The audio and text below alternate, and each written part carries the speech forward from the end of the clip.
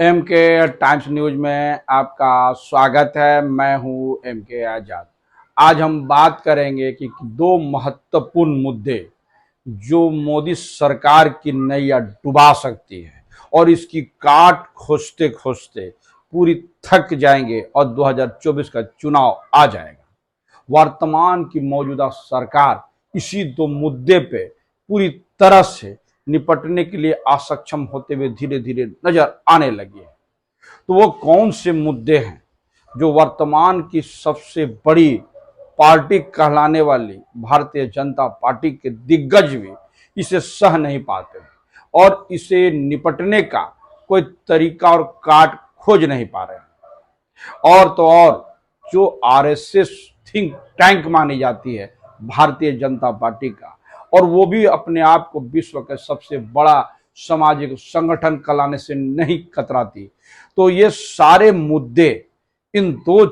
मुद्दे के आगे घुटने क्यों टेक दे रही थी।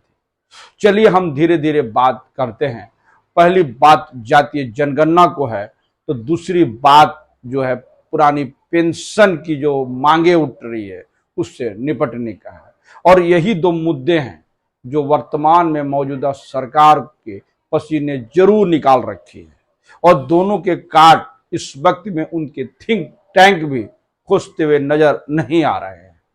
तो जातीय जनगणना के बाद जो कुछ सामने आया, यानी यह कतारों में कतार चलते चली गई, यह बात भी सामने आते चली गई कि क्या बिहार में जो दिग्गज कहलाने वाले अगड़े जातियों से है, क्या उनको टिकट मिलना भी अब मुश्किल हो जाएगा। और जब जातीय आंकड़े सामने आ गए और जिसकी जितनी संख्या हो भारी उतनी हो भागीदारी, किस मुद्दे को लेकर बड़े बड़े दिग्गज को टिकट नहीं मिलेगा या टिकट दे भी दी तो उसकी जमानत बचाना मुश्किल हो जाएगी। इस बात की राजनीतिक चर्चा इस वक्त अंदर खाने में पूरी तरह से गर्म नजर आ रही है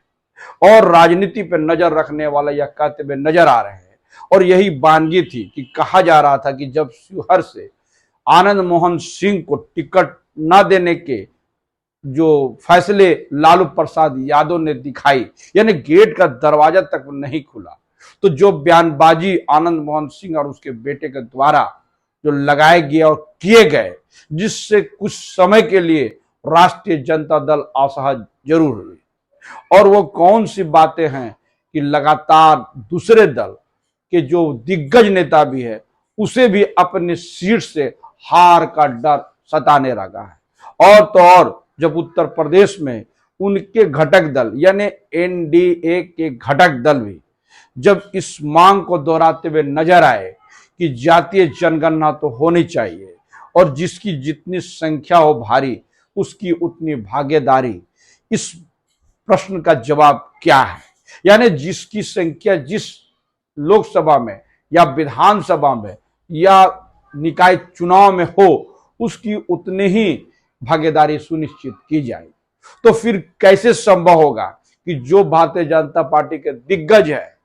जो एक मुद्दे पे खड़ा होकर भारतीय जनता पार्टी को पोल करने के लिए नहीं हिचकती थी और सारा कुछ तो 2014 और 19 के बीच होता हुआ नजर आया, तो इसे क्या कहेंगे और किस तरह से देखते चले जाएंगे। राजनीति के मापने के तरीका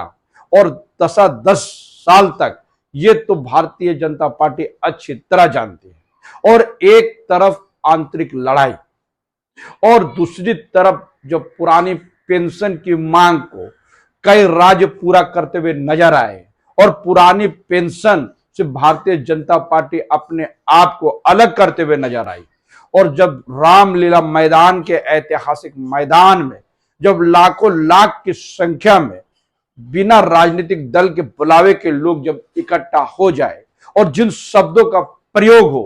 वो निश्चित तौर पर सरकार को असहज करने के लिए काफी है। वरना बड़े बड़े राजनीतिक दलों को अपने भीड़ जुटाने में इस वक्त में जो पसीने छूट रही है वो किसी से छिपी बात तो बिल्कुल नहीं है। 2014 और 2019 के बीच में नरेंद्र मोदी ने बेशक भीड़ जुटाने का एक ट्रैक जरूर और रिकॉर्ड जरूर कायम किया, लेकिन अब क्या, अब भीड़ कहां चली गई। अब क्यों उस शब्दों को सुनने के लिए भारतीय जनता तैयार नहीं बैठी है जो इस वक्त में मौजूदा मोदी सरकार कहना चाहती है?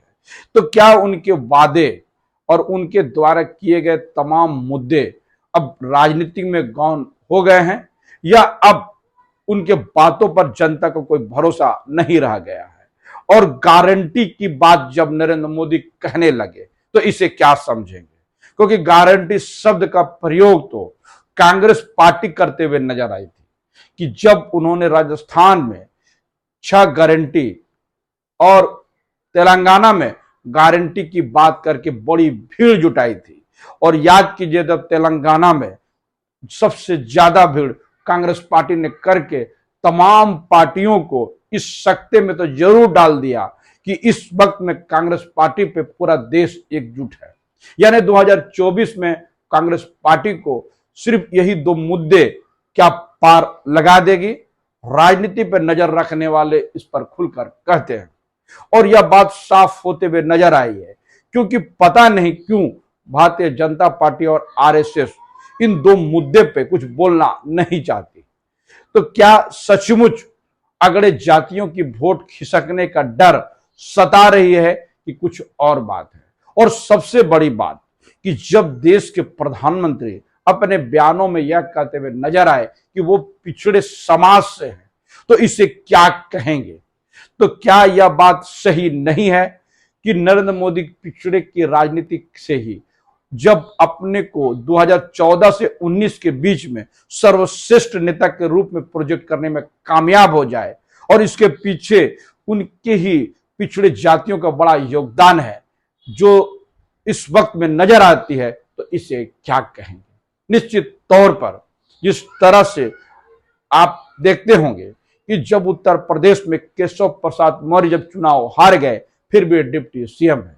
और ओम प्रकाश राजभर भी जब घोषित चुनाव में पूरी तरह से मुस्तैदी के साथ भी अपने कैंडिडेट दारा सिंह चौहान को नहीं जिता पाए, यानी भारतीय जनता पार्टी को नहीं जिता पाए, और दम भरे कि वो मंत्री जरूर बनेंगे, तो इसे क्या कहेंगे? तो क्या पिछड़ी जातियों को अपने पाले में या दलितों अल्पसंख्यकों को अपने पाले में लाने के लिए इस वक्त में भारतीय जनता पार्टी के पास कोई भी काट नहीं है? और तो और महिला आरक्षण बिल की चर्चा अब हो नहीं रही है, और जिस नैरेटिव के साथ महिला आरक्षण बिल को 2029 के लिए टाल दिया गया, और राजनीतिक गलियारों पे इस बात का काफी चर्चा है कि यह सबसे बड़ा मिस्टेक नरेंद्र मोदी जी का अंतिम वर्षों में माना जाएगा, क्योंकि महिलाएं अब पूरी तरह से सजग हो गई है, संबल हो चुकी है, और उन्हें मालूम है कि जब सत्ता में मौजूद वर्तमान की सरकार जो बड़ी मजबूत सरकार कहलाती है, जब वो देने में इस मुद्दे को टाल जाए, यानी बड़ी चालाकी से इन्हें लोकसभा और राज्यसभा से पास कराने के बावजूद भी इसे पूरा नहीं कर पाई, तो इसे क्या कहें? अंदर खाने में इस बात के लिए भी भारतीय जनता पार्टी को बड़ा गुस्सा है, और इसका क्रेज इस वक्त में भारतीय जनता पार्टी को होता हुआ नहीं दिखता है, क्योंकि 2 मुद्दे, जातीय जनगणना और पुरानी पेंशन की मांग,